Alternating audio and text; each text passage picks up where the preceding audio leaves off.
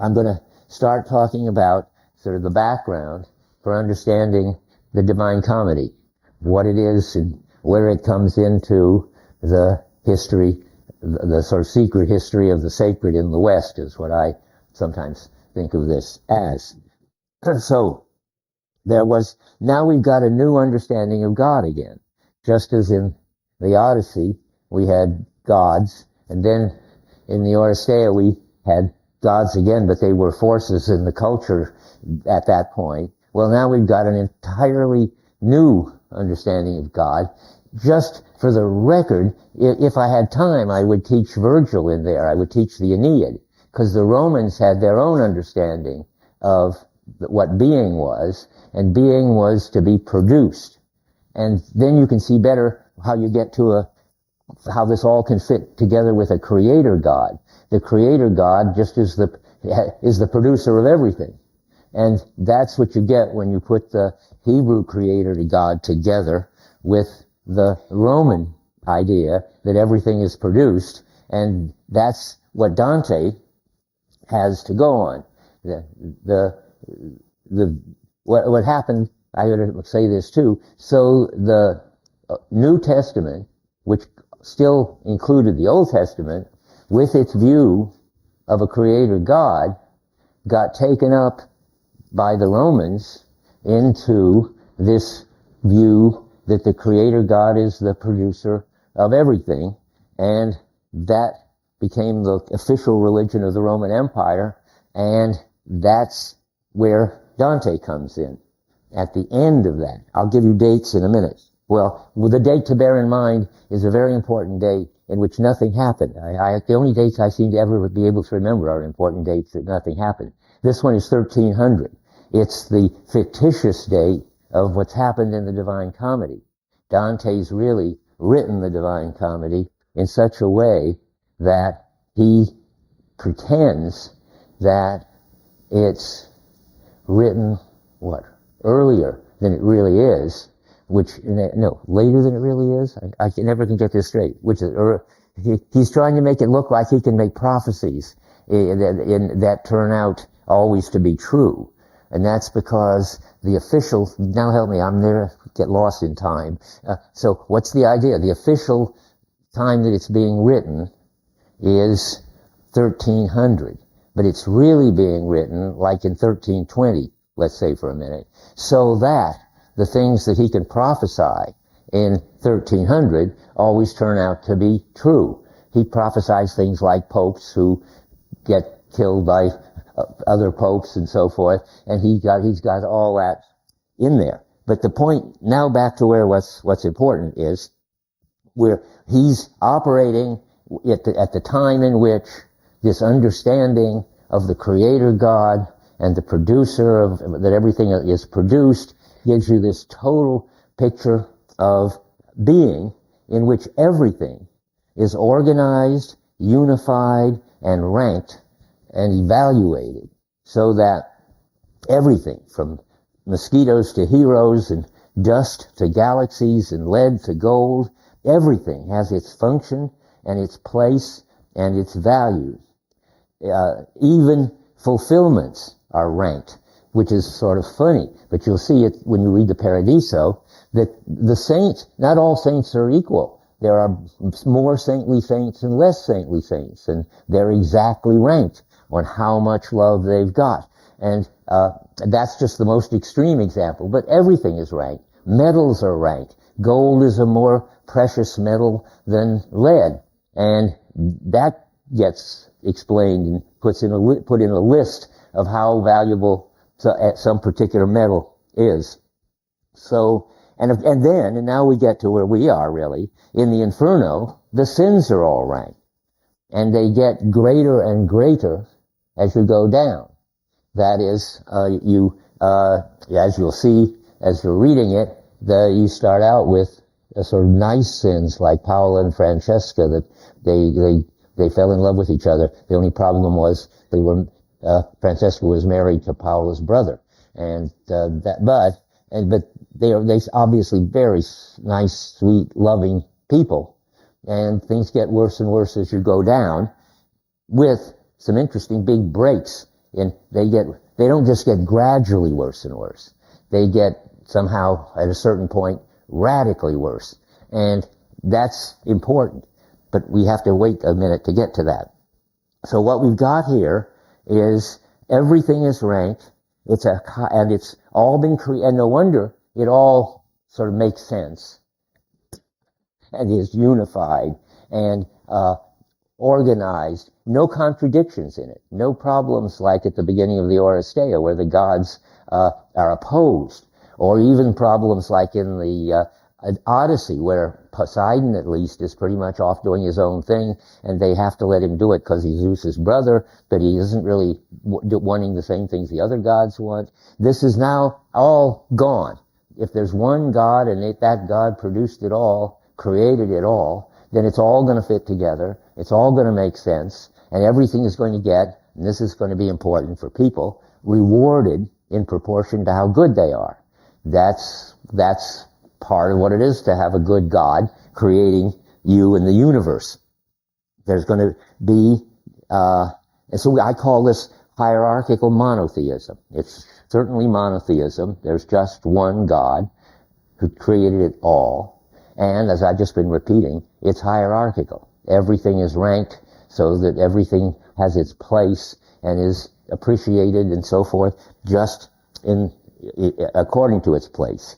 There's no polyworlds, no tragic conflicting worlds, and there's no world where everything is sad. That's Virgil's world. It's sad that we have to skip the Aeneid and Virgil because he's an important step in all this, but we just don't have time. And I think the Romans are less interesting than the people. If we have to leave somebody out, the Romans are the ideal candidates for being left out. So that's what happens. And nature can be read like a book. Since God created all of nature, it all has meaning. You can decipher it. There were books available that explained sort of the personalities and the virtues and the vices of various animals, which could be used as examples of good ways and bad ways to live. I know Foucault, I don't know where it appears, but it's the kind of thing that an interesting historian of ideas likes to pick out. Foucault found some book which explained that the elephants are the best animals. And why is that? Because they only have sex once a year, and when they do, they go and take a bath afterwards immediately. And then we're supposed to see that that's exactly very smart of those elephants, and they're there to give us guidance. It gets a little weird, but that's what happens. So, and what else here? And everyone, and this is the crucial thing, deserves as much joy and fulfillment as they can get. And they are capable of more joy, some of them, and more fulfillment than others. That's how they get ranked. And then there are ones who go against the whole system. And that's what we're going to talk about mostly today. We're in the inferno. There's obviously somebody's doing something wrong or they wouldn't be in hell. And how do you do things wrong? And why would you do things wrong? In this perfectly created, totally meaningful, totally everybody gets what they deserve kind of universe. Well, that's what we're going to talk about now. Well, sort of. Not quite yet. Because we have to just bring in the Divine Comedy, the book. Because I'm happy to see that it's like the Oresteia, well, like all the books we read in the course, naturally.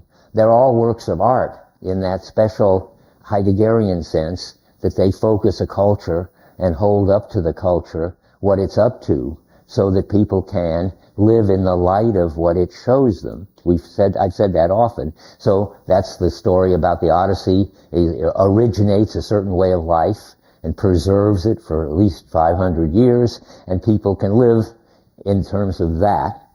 And then the Oresteia shows people what it is to be an Athenian, and they can live in terms of that. There ought to be a work of art that shows people what it is to be a Christian. And there is, thanks to Dante. I mean, there are for other kinds of Christians than Catholic Christians. For Protestants, there might well be a different work. I think it would be Luther. And we don't have time to put in Luther. But even Luther doesn't have the the global scope of being sort of spread over the whole Roman Empire and going out and spreading more and more till ideally everybody would have some way of understanding what it is, what understanding of being is the Christian one. And for us, it's Dante. He wrote the Divine Comedy. Let's start this by saying that what Jesus was saying and what John was writing and Paul was writing was very, very hard, and nobody could understand it. That's natural because it was a whole new understanding of being, and it needed articulators to understand it, and that they call that the Holy Spirit. And then, but that didn't help too much. I mean, the Holy Spirit presumably on this story dictated Paul and dictated John, but there wasn't any way for the Holy Spirit to explain to everybody what's going on when there was no understanding yet, no language yet. The whole story of switching from the law to your desires hadn't soaked in yet, didn't seem plausible, didn't seem like anything anybody could or would want to do, and so forth. So it was still unfixed. And then came St. Augustine, and he, in 300 AD, so a century after Paul, tried to explain Christianity in a way that made it intelligible to everybody. And his way of doing it was to put it all in terms of Plato. Most of you haven't had Plato, so there would be no point in my going in detail. How many have read any Plato? Yeah, well, it's only natural, but you will if you're going to be philosophy majors. Read Plato more someday. But Plato believed that what was ultimately real was abstract ideas. Being in time and history and being embodied are all things that get in the way for fulfillment and for understanding the universe, according to Plato. But you can see, the way I just put it, that if you put Christianity into Plato, you're in terrible trouble, because Christianity thinks that the body is very important. Why would Jesus have become flesh if, as Augustine thinks, having a body is just a sort of an embarrassment? So Augustine hadn't got it right. I've heard that Augustine isn't a saint in the Russian Orthodox Christian Church just because they understand that if you start putting it in Plato terms, putting Christianity in Plato terms, you're going to lose the essential point. When I was teaching it, a few weeks ago, I discovered that Augustine had written a whole book on the Trinity, and I thought, oh boy, I'm finally going to find out what the Son is, what that is, S-O-N, what Jesus is in there, and I certainly would like to know. And then I'd read it, and there's hardly any mention of Jesus at all. There's hardly any place for Jesus at all in Augustine. If you're a Platonist, what are you going to do with the idea that God became a flesh and a person? Augustine, as far as I can make out, thinks that that's just a kind of metaphorical way of thinking, that he can't really believe that makes sense. So that didn't do too well. Plato didn't go so well. And then, so let me just get my notes here. So I'm ready to go further here. Okay, yeah, that's where I thought we were. Okay, then comes this amazing fun phenomenon, which I guess changed the history of the West in the most radical and peculiar way. That if it's still unintelligible with Augustine, then what you need is some other philosopher to try to make sense of it. And guess what? By some happy accident, in an old basement in North Africa, they found the crumpled up, I gather, and moldy lecture notes of a professor named Aristotle. Nobody even knows whether they were the notes of Aristotle for his lectures, like what I'm reading, or whether there's the notes that some student took on Aristotle's lectures. But there was a whole bunch of notes for a whole bunch of courses, for a whole bunch of books by Aristotle. And Aristotle was terrific because He was the anti-Plato. He was the most brilliant student of Plato, and he understood deeply what Plato was up to, and he thought that it was all wrong, and that what's most real aren't abstract ideas, but are particular objects, like this or that, or people. Only people were more complicated, that they were embodied. And if you took away their bodies in some way, like if they died and didn't have a body, they'd be in very bad shape, according to Aristotle. And so Aristotle thought that, as he says, the soul was the form of the body. It's sort of like the shape of the body and what animates the body. And that means you can't separate the body and the soul. Now, you wouldn't think that was a good candidate for explaining Christianity, but people fixed it. People managed to explain, to take over Aristotle's basic views, and then fix his views about the body and the soul so that they would fit in too. And that becomes the philosophy. That's Aristotle taken over and fixed by St. Thomas Aquinas. That's Dante's guru. So we've got, you've got Plato, and you've got Aristotle. Now we've got St. Thomas Aquinas. And I have to try to spell it. That might work. No, it doesn't work. Q-U-I-N-A-S. And so, you don't mind if I keep stopping and drinking water. That's the only hope for going on talking. There we go.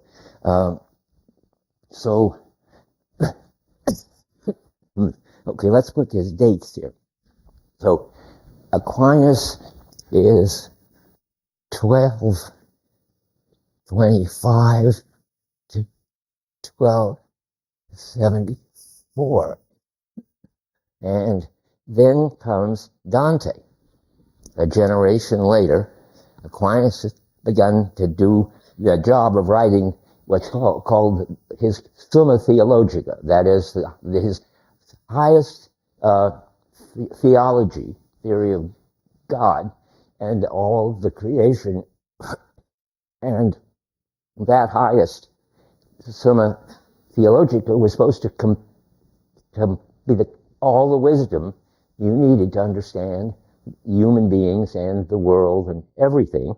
And Dante comes along, and he, like everybody, thought, this is terrific. This takes the wisdom of Aristotle, who was already considered, quote, the master of those who know. You'll see that in the book when they mention Aristotle. He was the philosopher for them. And St. Thomas took that and made it compatible with Christianity. And that was the knowledge that Dante had to go on. And so, and St. Thomas already, because Dante already understood that bodies were good, more than good, necessary. So on 68, just to connect up with the text, what's happening is at one point is Dante's asking about what happens when people die, and then, well, obviously their body gets decomposed and so forth. And Aristotle explains, though I'm not going to read the details, that they get new bodies at the time of the resurrection. And Aristotle's got a little problem there, because what happens in the meantime, between the time that they decompose and they get resurrected? Well, there's a whole theory that he explains, which is in effect that they get loner bodies. there's some kind of body that sort of looks like their own body. It has feelings. Good grief. That has feelings, and everybody has one of these bodies.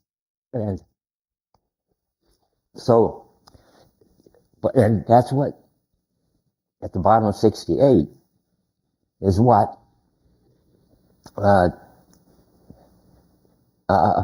Virgil explains. Dante asks, at the little below the middle of 68, what happens to people when they die and they go to their grave and so forth. And then Dante asks, and what happens at the end when the trumpet sounds and they all come back? And I'm just reading this because it's the typical kind of medieval answer. Virgil says, look to your science. That means Aristotle and St. Thomas. And you will see there, the more a thing is perfect, the more it feels of pleasure and pain. Now that's sort of obscure. Why did I just read that? Well, what Dante's asking is, how will the body feel, the people feel, when they get their bodies back at the end of history, and when the world comes to an end? And Virgil is saying, look to Aristotle. You see, that's what's interesting. And lo and behold, Aristotle, who is science for them, says that when they get their bodies back, they'll be more perfect. And so they'll feel more pleasure in paradise and more pain in hell. But what's important, what I want you to hear that little passage, is because one, it shows how they believe that if you just go and look at Aristotle, you'll find out the answer to your questions. And second, the answer to this, and that's what they call science, and that the answer to this particular important question is that the body is essential, and they're not really all there after they die and before they get their bodies back at the end of the world. And that's important. That's what you couldn't say with Augustine. But that's what you have to have if you're going to take Christianity seriously. And luckily for everybody, this professor's notes that were in the basement in North Africa takes the body seriously. That's how they can take Aristotle seriously. So now where are we? Let's see. So Aristotle was the philosopher, the only philosopher you needed to read. And then I have explained what he says. Somebody might have to come and read these notes. Let's see now. Okay, the people who died will be more perfect when they get their bodies back. Now that means it's still a puzzle about the God-man, and the incarnation is still a kind of mystery. But at least the incarnation isn't sort of ruled out like it is in Augustine. If you think that everything is that at its best when it's abstract, like an idea, in Plato they're called everything most real are ideas, then you can't ever have the fact that the incarnation is going to be important. But in this you can have it. But even more important and more fun and more complicated is what happens to love in this transition from Jesus saying to the disciples, they should love each other, they should be ready to die for each other, like he is for them. And who's going to explain that? Who's going to put that in the middle of a work of art? Well, Dante is.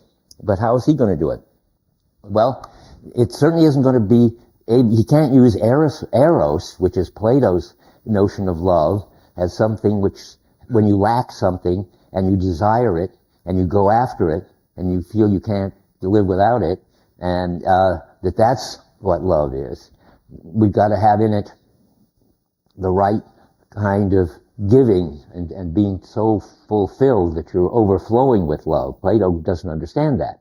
Eros is a lack. And so who has this idea? Well, it's interesting, and I'm sure none of you know, and I would certainly not know. There were a bunch of poets in southern France called the troubadours. Now, maybe when I call them the troubadours, you'll recognize something. What did the troubadours invent? And they invented what would have been a new kind of love if the Christians hadn't invented it already, and if the troubadours, I presume, couldn't have invented it if they didn't have Jesus in their lineage, so to speak. But the troubadours invented chivalric love. Knights and ladies. Knights who would give their whole lives and get the whole meaning of their life through the love of their lady. And ladies presumably had the same feeling for knights, though you don't hear so much about that. Maybe you do if you read the Lancelot stories and so forth that were the big hit in Dante's time. And what was happening in there is the troubadours were catching on to Jesus-like mood and giving it a new spin. But the basic idea is there. The knights and ladies loved each other, willing to sacrifice each other. Now equally important, getting defined in terms of the love of each other. So you are the lover of this particular lady. Dante, being a poet and hanging out with the troubadours, catches this contagious mood, and he has his lady. It's a little bizarre, and if you've been reading the footnotes, there it is worth reading. His situation was that he had seen a girl named Beatrice 3 times. I think once when he was 11 and twice when he was 13. And she was a little bit younger than he was. And he just fell for her. Completely, total love at first sight. And that is possible if somebody can just look so absolutely overwhelmingly beautiful to you that everything in your life turns around that. And he had that experience, and he had it because the chivalric poets he hung out with had that experience. And I want to say, and they had it because Jesus had that experience. You don't get knights and ladies in any other culture, I presume. And Dante sets himself the job of writing a poem for his lady, Beatrice, that no poet, nobody had ever written of their girlfriend before. Now, I'm not going to tell you how he does that, but it's a real challenge. It's like the puzzle I gave you about how to switch the world around through Christianity. This one is how to find your identity and through your lady in such a way that your lady is recognized as a kind of being that nobody had ever recognized before. Well, I'm not sure about that, but recognized as a very special kind of being anyway. And that's what he's going to do when you get to the top of the purgatory. But I'm not going to tell you more about it. We'll get there. So where are we now? So he's going to do something special, and the result of all this, showing all the ways that people can go wrong in the sins in the inferno, showing all the ways that people can go into sort of self-help. That is, the people in purgatory don't want to be sinners, but they become addicts to whatever particular sin they had, and purgatory helps them do exercises to get rid of that. And how once you've done that, you will be able to find your lady and so forth. Dante's got that all worked out. And now comes the final thing that we have to put together here, and then I'll let you say something if you want to. I mean, and what happens is, so he writes about all this in the book called Inferno, Purgatory, and Paradise. And the interesting thing to us is that focuses for everybody. He adds a lot of details, as all the time, scientific details, psychological details, historical, sort of mythical details, and puts that all together in these 3 books. And guess what? It becomes a work of art. That is, it becomes the focus for the people as to what they're up to. It's like the medieval cathedral, only presumably even better. And I hope I could find it again if I have to. Looks like I have to. I mean, there's this interesting stuff that I wouldn't want to miss reading in the introduction. I hope I can just find it. I want to read you the part, help me find it, which tells us how the comedy, which is what Dante called the 3 books, became the divine comedy. It's some footnote somewhere. I thought I had it marked in here. I'm amazed I don't. Maybe if I just had patience, I'd find it. Let's see. No, it seems to have dropped out, so we got to find it. Oh, yes, it's in this early part here. Oh, it's right on the first page. I just went back. So we're on page Roman numeral 13.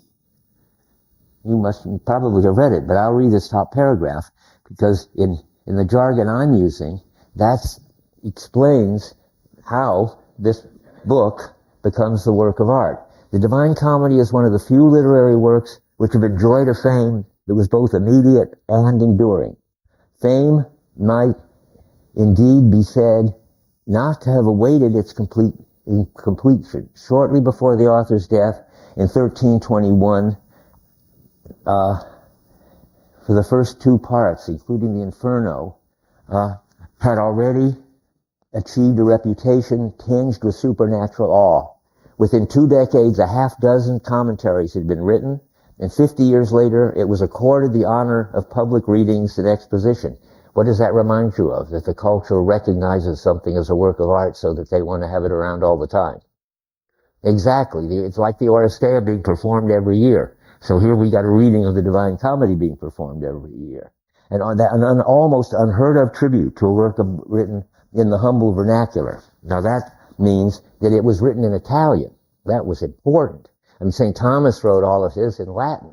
No normal people could read it. It was very complicated. It depended on Aristotle, and he was very complicated. But Dante sort of got the essence of it, got it all into Italian, got it into verse even. And so, and by now I'm in the next paragraph, about halfway down on page 13. It was the mid-16th century which, in spite of certain reservations, first proclaimed divine the work its author had simply called his comedy. So the Divine Comedy is the work of art that is recognized as the work of art by the people whose world it focuses and holds up to them, and they name it. That it's like a god. They see, in a way, that it creates the chivalric, and from there, the whole Christian world for these people. It lights it up. It illuminates it. Okay. Now, that's my sort of historical introduction. I don't know if there's anything anybody wants to say about it. I hope it's not controversial, because that would just mean it was wrong. Yeah. I find it interesting that Dante seems to be conscious that he's maybe not doing a work of art, but he's conscious that the Divine Comedy is something very important, and that's important, and because he communicates itself with all the... Oh, does he? Yes. Did you know that? Oh, where does he do that? Right. I hadn't thought of bringing that in here, but that's exactly what you should say. Let's go look at it. I was going to talk about limbo. Limbo is the place where the virtuous pagans go when they die. They can't go to heaven because they don't have agape love, but they shouldn't go to hell and be tortured because they haven't done anything wrong. So they get this very interesting result, which is more than just for them, similar to what happens to everybody after they die. They go someplace into a world in which they continue living the kind of life they lived already, But instead of seeing it as a kind of wonderful culmination, they see its limitations. They see its dark side. If you're addicted to something, instead of thinking, wow, isn't that wonderful, I have another glass or smoke or whatever, and that makes life really fun, you see that whatever it is that's going to happen to you and ruin your world if you go on like this. So the people in the Inferno have problems which they are so addicted to, and lives that they are so addicted to, that though they now see that they have big drawbacks, those lives, they can't give them up. Now, I'm jumping ahead, but now what he said was, well, let's look at what happens. How do we know, does Dante know that his book is a work of art? That it's so important that it should be ranked with Homer and Aeschylus and so forth? And the answer is yes.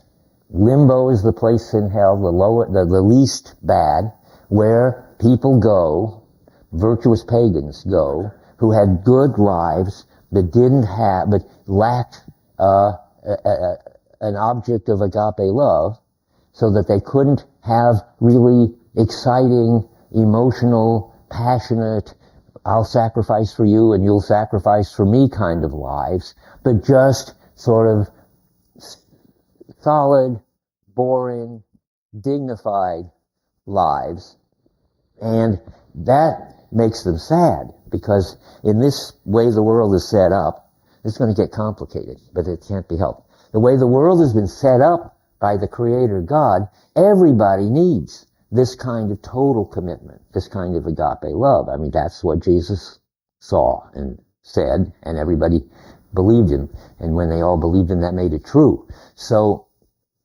But these people couldn't have agape because they never heard of this kind of Christian God. They weren't in contact. They didn't have any way to have a sort of contagious relation to the Christian community. And so, in Dante talk, Virgil explains it, without hope we live in desire. That isn't even quite right, but on page 81. Shouldn't say desire, because in desire you at least know what you want, and you feel bad that you haven't got it. That's sort of eros. What he really means, and the other translations can say this at the top of 51, about 6 lines down, without hope we live in longing. Or, that's the nicest thing to say, because it's got alliteration. Or yearning. They sense that something absolutely crucial is missing in their lives, but they don't know what it is. They don't know what it would be like to have it. They don't know how to go about getting it. And that's not their fault. You might say that's not fair, that they should be living in this kind of total constant sadness, which is what it's called at the bottom of 50. And the answer is supposed to be, it's not a question of who's to blame. This is the way the best possible world has been set up by this Creator God, and somehow that's part of it. I don't know how to explain it, and they don't try to explain it. It's something that you just have to accept as part of the way the world is, even created by a good Creator. Because what you get when you die is you go to a place where you continue to live the kind of life you lived when you were alive. And at the bottom of 50, you see that they're just sad. No tortured wailing rose to greet us here, but sounds of sighing rose from every side, sending a tremor through the timeless air. A grief, I think that's wrong, should be more like a woe. Grief is too specific. A woe breathed out of untormented sadness, and so forth. And everybody was in it. And now back to his thing. And what happens to the great wise people who make works of art and who do philosophy like Aristotle?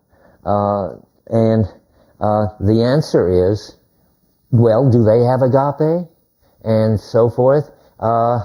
Well, Dante does, and he's not going to go to this kind of hell, but Homer doesn't, and Aristotle doesn't. So these people, they're not exactly in hell, but they're in limbo, which is sort of, I don't know, outside. It is what it is. You just heard. It's a life of eternal, unsatisfied sadness, and now we have to see who is there, and there we see this on 52.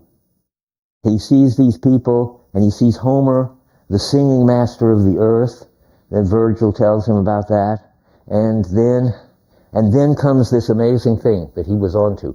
Does Dante know that he's written a work of art, that his book will be taken to be divine and will be read by everybody and forever? And he does this amazing thing. There are these famous poets, and he lists them at the middle of 52 or a little below.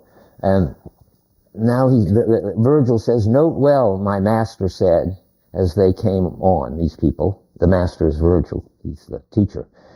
"That soul that leads the rest with sword in hand, as if it were their captain and champion, it is Homer, singing master of the earth.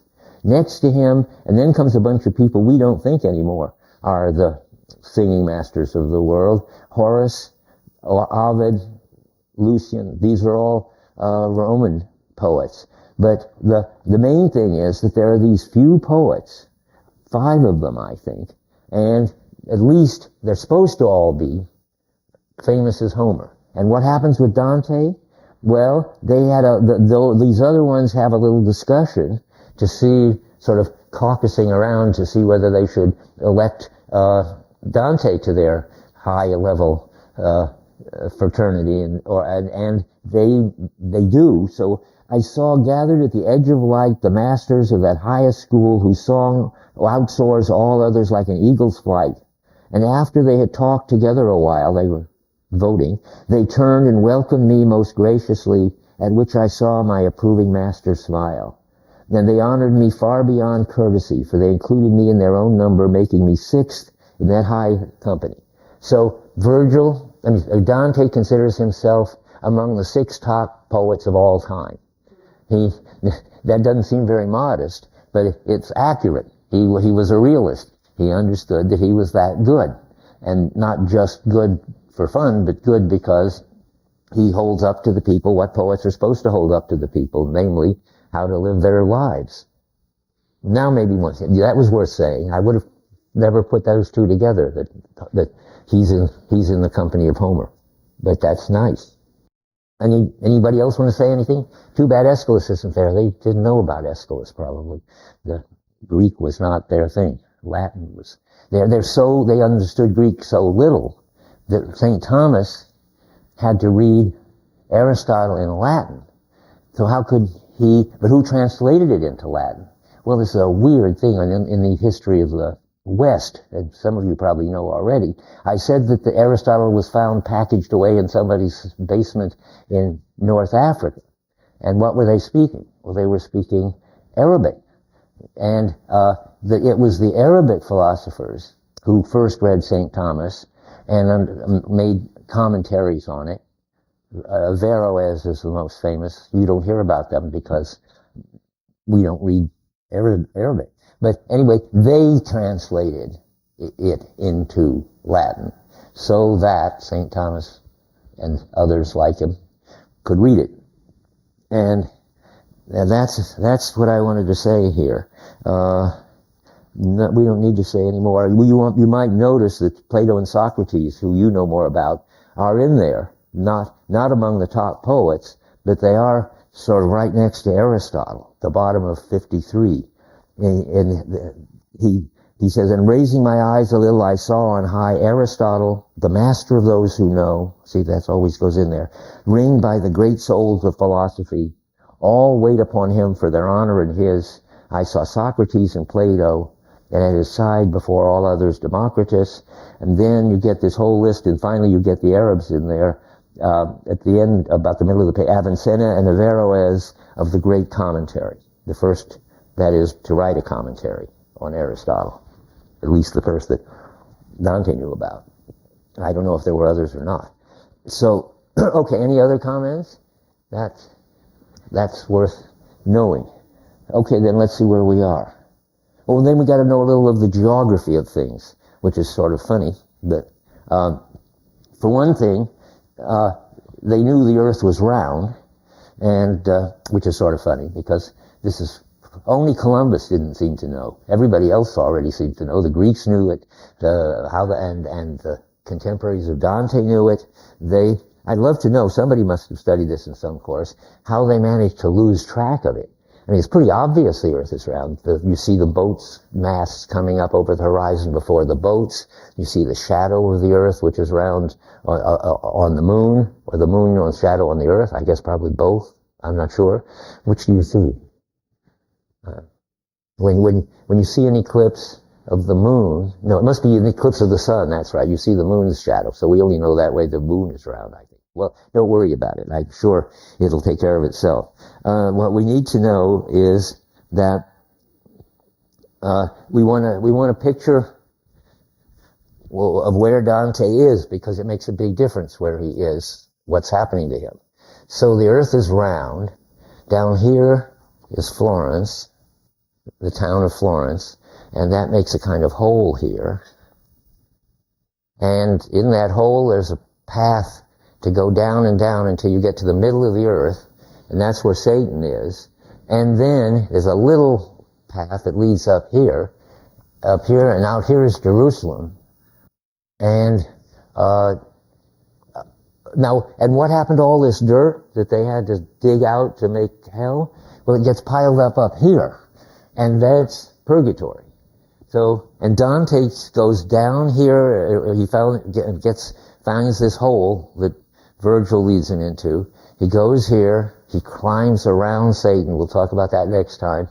He goes up here. He gets up here. He travels up there, and then he takes off like a rocket for paradise. And you just need to know where he is. It's vaguely. It only just helps. You have to know something because they're constantly referring. And it reminds me of 2001. He's got this worked out view of where the stars are and the moon is and everything at every time, every moment at the time when the Earth is turning, and he will tell you about that. He's got this very, very realistic sense of the way the whole cosmos, as they saw it, worked. And now let's see. And so now we're ready to say, I forgot to put in, but there wasn't much room, a whole lot of spheres around this. Let's make one in here. This one's for the moon. That's the easiest one. But there are other ones. All the planets are in here. And outside of I think there are about 10 spheres. I don't think I ever counted them. There's something else, which is heaven, really. The Empyrean.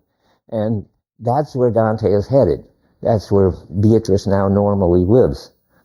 And that's the outermost sphere. And so then now you have the overall plan. And now what about Dante's story? How does he come into this? Well, he is in bad shape at the very beginning.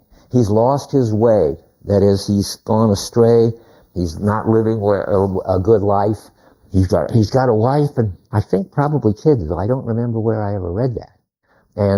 But he's not really, he's certainly not feeling agape for his wife. He's feeling chivalric love for Beatrice, who's married to somebody else, I think. But Dante doesn't mind. He hasn't seen her since she was 13 anyway. But what's worse, he's got sidetracked from all of that and seems to be running after other women. And that's really upsetting. So he's lost his way. His life is not what it ought to be. And that's on page 28, the famous sentence at the top, midway in our life's journey, that is when he's 35, I went astray from the straight road and woke to find myself alone in a dark woods. And that's where Virgil comes to rescue him. There's something that you, having read the Odyssey, might recognize, where he says when it turns out that it looks like he's going to be able to be rescued, because he sees beautiful rays of light coming from the direction of purgatory. And he says, and the shining, I'm 2/3 down on 28, and the shining strengthened me against the fright whose agony had wrecked the lake of my heart through all the terrors of the piteous night. Just as a swimmer who with his last breath flounders ashore from the perilous seas might turn to memorize the wide waters of his death. Does that remind you something? This simile, like a swimmer who's been out in the water all this time and finally just about dies, but then he gets to shore. You read about that. No? I didn't have time to talk about it. That's the description Homer gives of Odysseus when he crawls out of the ocean at the time that he's going to later see Nausicaa and the Phaeacians.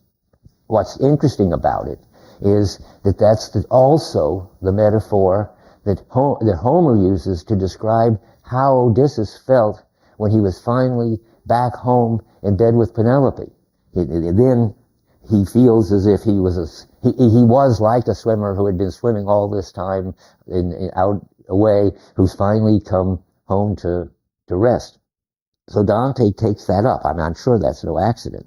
And he feels now that everything is going to be all right. And he's 35 years old. The fictitious date is 1300. And Virgil shows up, sent by Beatrice to help him out, because she's already dead and she's seen him having big problems. And now we have to start talking about the punishments in the underworld. Because Beatrice has asked Virgil to take Dante through this whole trip so that eventually he will get to heaven and he and Beatrice will be together in heaven. And now we have to just stop and explain something, which is the weakest thing in the book. I mean, I gather the poetry is fantastic. Not reading Latin, I can't. I mean, not reading Italian, I can't say. But the thing that is both awfully good sometimes and awfully bad sometimes are the punishments.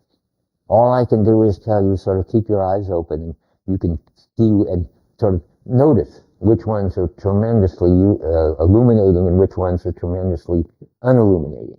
An illuminating punishment is a punishment in which you see what was seemingly okay in your life, and you see that it isn't really okay, but you can't fix it. In the case of the limbo people, because you don't even know what you're missing, you just know you're missing something. But then the next interesting people are Paolo and Francesca. They're the ones who commit adultery because they've been reading too many Lancelot books, and they are swept around like birds in a storm. And what you're supposed to see is they have this incredibly passionate relation to each other, where they didn't even want to get involved because she's already married to Paolo's brother, but they just got swept away. And passion is like a storm. And they live constantly in this turmoil of this kind of storm. That's their punishment. They don't ever have any peace or any rest where they can just quietly enjoy each other or just, I don't know, whatever. They have nothing but being like birds in this storm. And what's that supposed to be? The punishment there is supposed to be what looked like a beautiful thing. When you see it through the lens of eternity, it looks like a terrible thing. But now you're so addicted to it that you wouldn't give it up. Paolo and Francesca are not happy that they have no peace. And when they get a chance to say something nice to Dante, they wish him peace, because they understand how it would be great to be a little bit peaceful for a while. But they are addicted and they are stuck. And this addiction is interesting because it's in here somewhere. I'm not sure I want to spend time looking for it. Dante says that for all the people in the Inferno, their fear, as they go to the Inferno, their fear turns to desire. I am sure I can't just find that one. Maybe I can. It would be nice. But let me just take a quick look. Yes, at the bottom of 45. So they're all passing eagerly over into the afterworld. And divine justice transforms and spurs them so that their dread turns wish. They yearn for what they fear.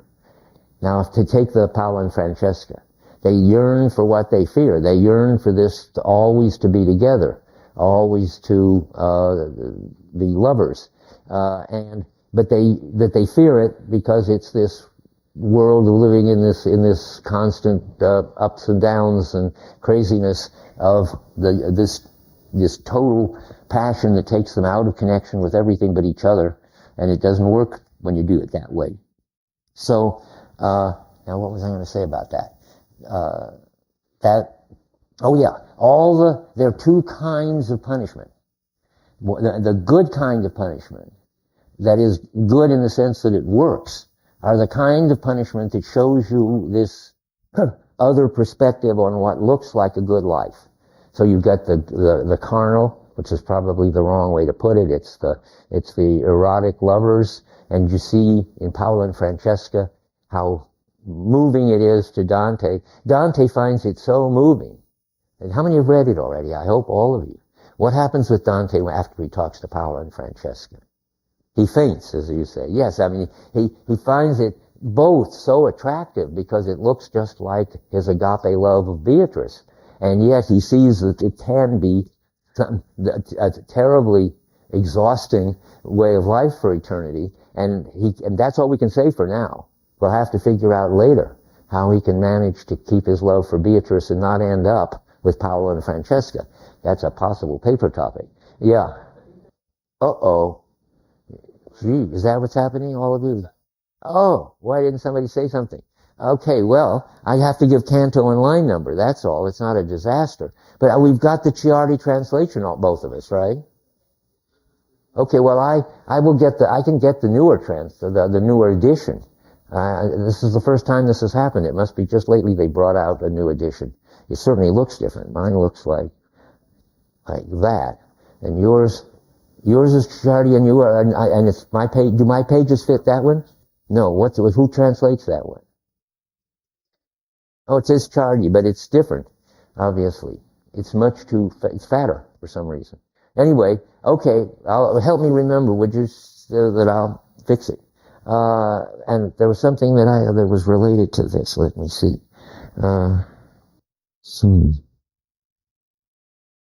Oh yeah. Oh, I'm being distracted, but I can't help it because I'm on this theme of bodies. And now help me find Paolo Francesca in yours, because I wanted to tell you that it's a good example of a punishment that is supposed to tell you when all the glamour is gone, what your addiction really looks like. But there is something by Ciardi in the footnote that I want to warn you, because it's a perfect example of Ciardi hardly ever understanding anything right. But sometimes he's so wrong that it's amazing that he could translate it and not know it. So find me Paolo and Francesca in the lovers, page 51, 61, but it won't be in mine, will it? You got the same line? Page 61. Okay, so I just sing the knights and ladies of dim time. They're all in there, swept together in the wind. This is the top of 60, and so forth. And they're like doves. He really likes them. But unfortunately, having gotten too close to each other while reading Lancelot, they didn't read any more that day, and then they got killed by his brother. Though there's another little touch which I read about, which is interesting, on 62, where I bet there's a lot of detail that's marvelous like this that you don't get if you don't read Italian. But we're at the top of 62, which is lines about 133 of Canto 5. For when we read how her fond smile was kissed by such a lover, he was one with me, alive and dead, breathed on my lips the tremor of his kiss. Well, it starts out in the kind of fancy, beautiful language of the troubadours, the smile, that was kissed by her lover, and breathed on but it doesn't say lips. It switches from the Italian for lips to the Italian for mouth. And that's sort of important, because what he does is it goes from this romantic language of the troubadour poetry of what's going on there to something which is going to be too overpowering for them. And so you get that, and Dante surely does it on purpose. But now, I'm close enough to find this great mistake of Virgil's. Well, he's on 64 in mine. Footnote 102 of Canto 5.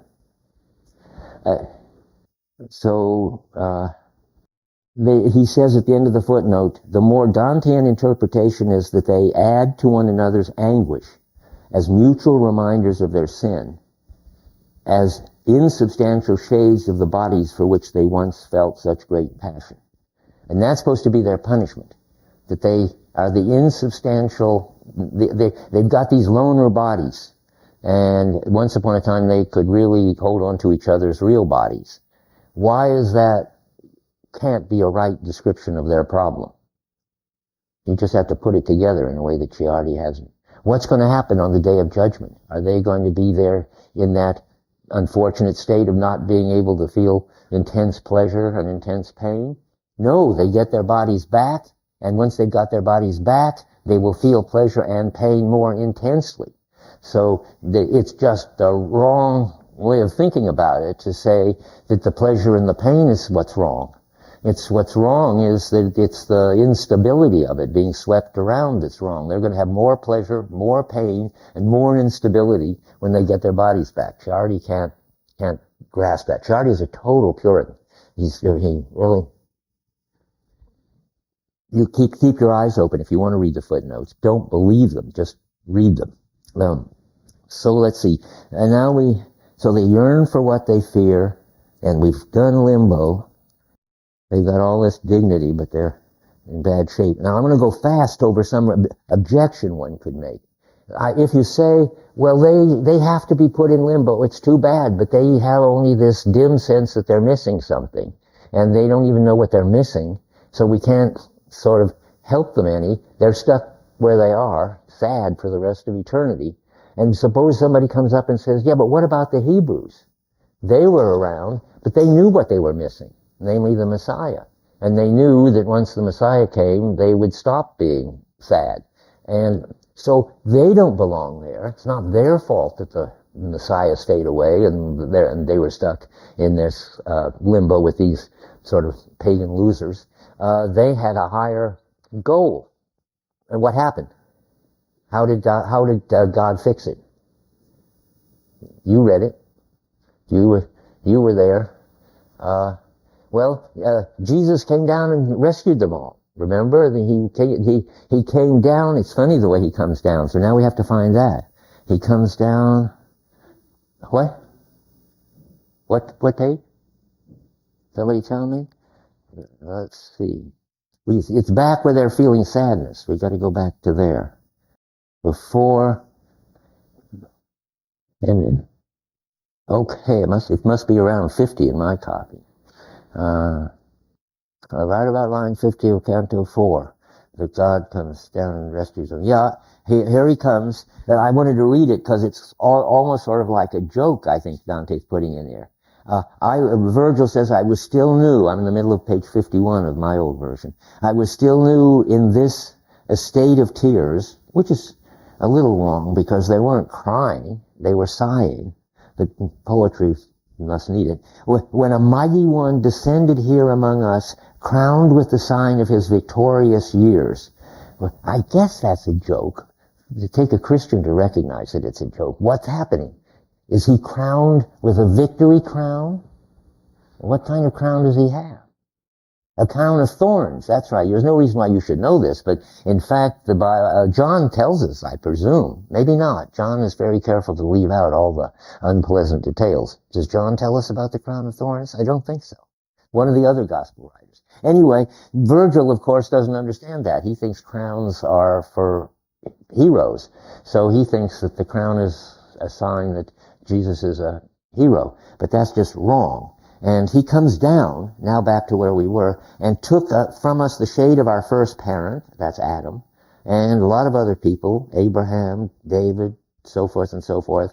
And then you say, okay, well, what about all the ordinary Hebrews? Did they get left there? Just only the superheroes get taken out, or the super Hebrews? No, Dante says, on 60 in mine, 60 in yours too, I suppose, and many more.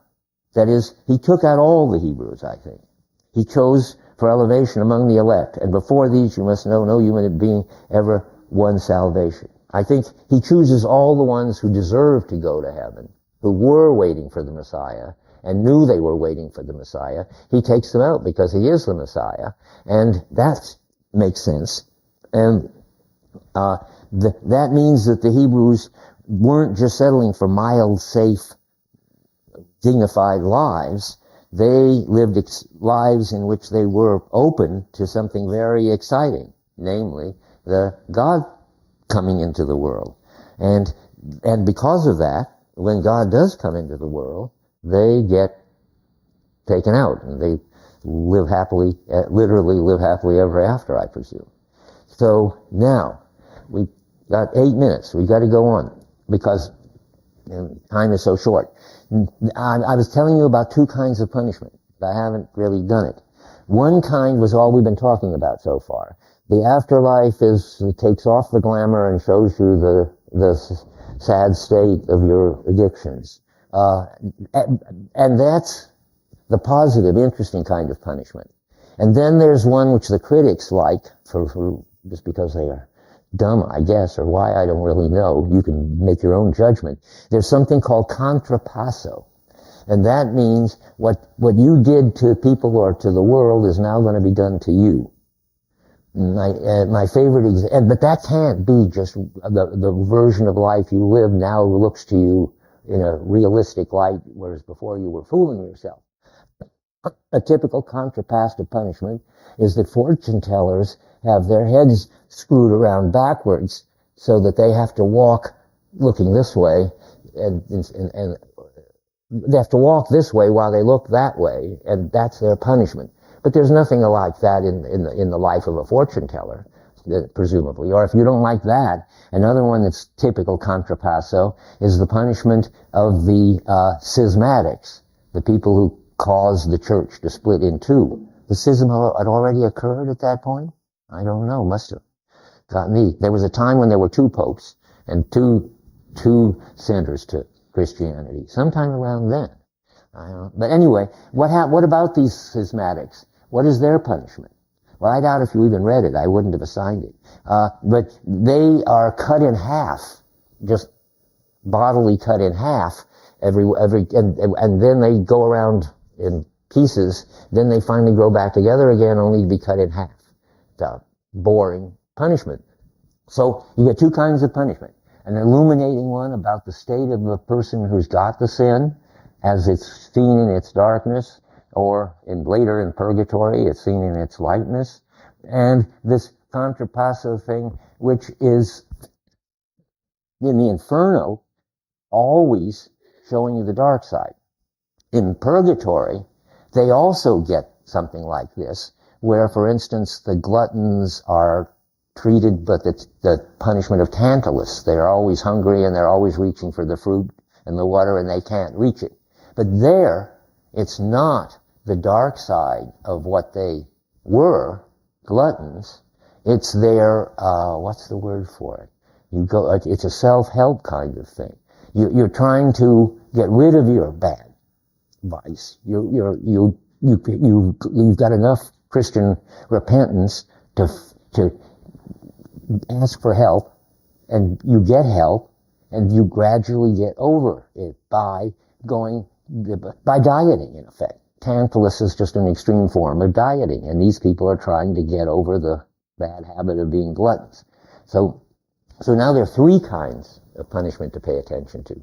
The good kind in the inferno, which is the life of the person lit up to show the bad side. There is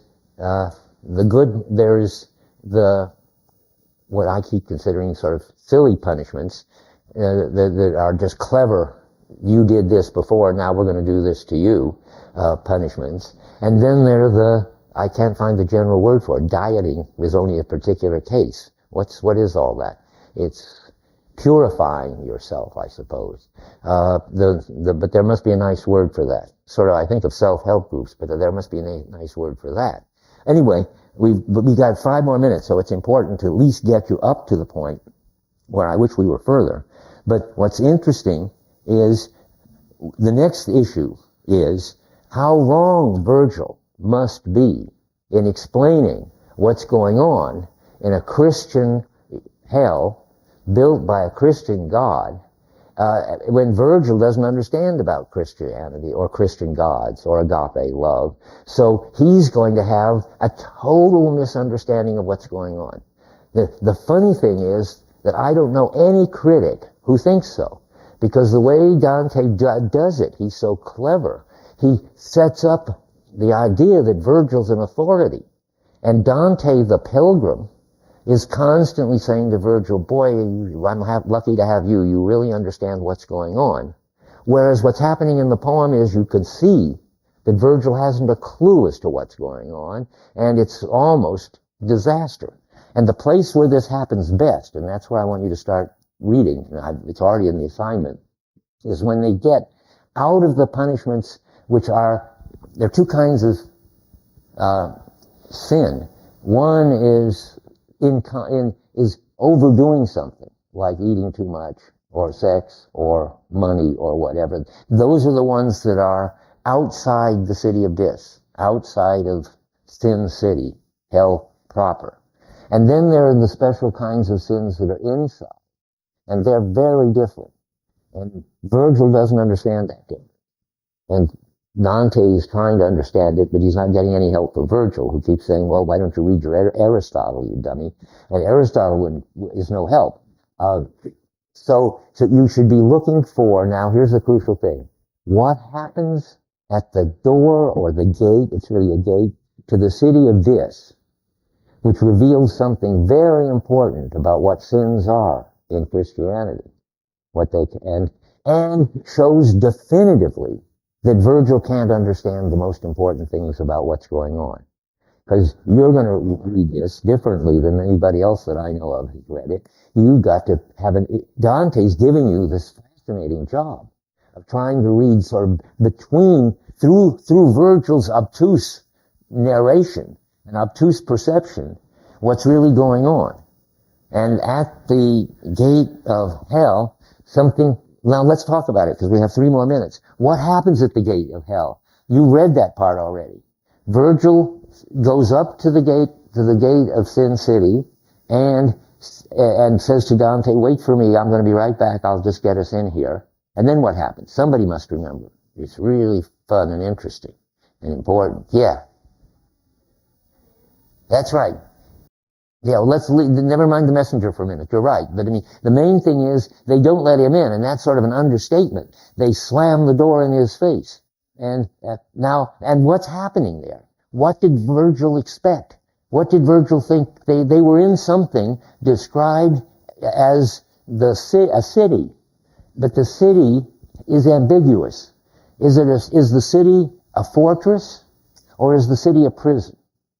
Virgil says that these people are imprisoned in the city of Dis. Keep your eyes open. That's the very word, but I won't go find it. Now you keep your eyes open and see whether they're imprisoned in the city, or if Dis isn't a prison, what is it? And if they're not imprisoned there, what are they doing there? What keeps them there? Dante shows you the whole truth about that, and Virgil can't understand it. He only knows that this awful thing happened, that he got the door slammed in his face, and he can't get in. then, as she says, there has to be an angel messenger in there to help them. But keep your eye open. It's a crucial moment in the Divine Comedy, and that's it for now.